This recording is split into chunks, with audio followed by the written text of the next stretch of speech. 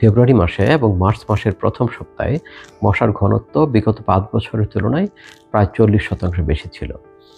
দীর্ঘ সময়ে বৃষ্টিপাত না হওয়া, স্থানীয় সরকার প্রশাসন কাঠামোগুলো ভেঙে পড়া, সঠিকভাবে মশা নিয়ন্ত্রণ না হওয়া ইত্যাদি কারণে মশাটি বেড়েছিল। কয়েক মাস ধরেই মশার ঘনত্ব ঢাকাসহ বাংলাদেশের বিভিন্ন জায়গায় বেশ অনেক বেশি। জাহাঙ্গীরনগর বিশ্ববিদ্যালয়ের insect rearing and experimental station থেকে আমরা সারা বছরই বাংলাদেশের বিভিন্ন জায়গায় মশার ঘনত্ব, ডাইভার্সিটি, ডেনসিটি ইত্যাদি নিয়ে গবেষণা করে থাকি। আশার বিষয় হচ্ছে গত ২-১ দিন ধরে মশার ঘনত্ব অনেকটাই কমেছে, যেটি মার্চের প্রথম সপ্তাহে ছিল সেরকম ঘনত্ব এখন নেই। মশা নিয়ন্ত্রণের জন্য পৃথিবীতে নানা ধরনের ব্যবস্থা প্রচলিত আছে, যেমন অ্যারোসল, কয়েল, ফগিং, লার্ভিসাইডিং সবকিছু আছে। মশার কয়েল মশা মারার জন্য না, মশার কয়েল হচ্ছে মশাকে তাড়িয়ে দেওয়ার জন্য।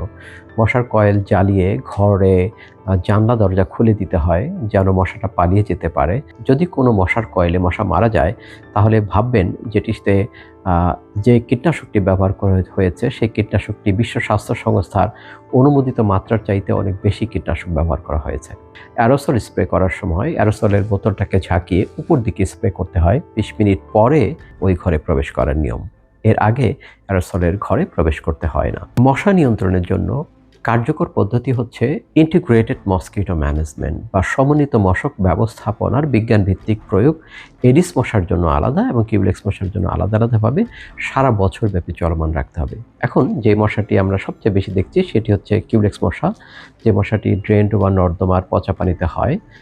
বৃষ্টি এবং ঝড় যখন শুরু হবে তখন এই মশাটি কমে আসবে এবং আবার ধীরে ধীরে অন্যদিকে এডিস মশা বাড়তে থাকবে এবং আমাদেরকে ডেঙ্গুর ব্যাপারে সচেতন হতে হবে।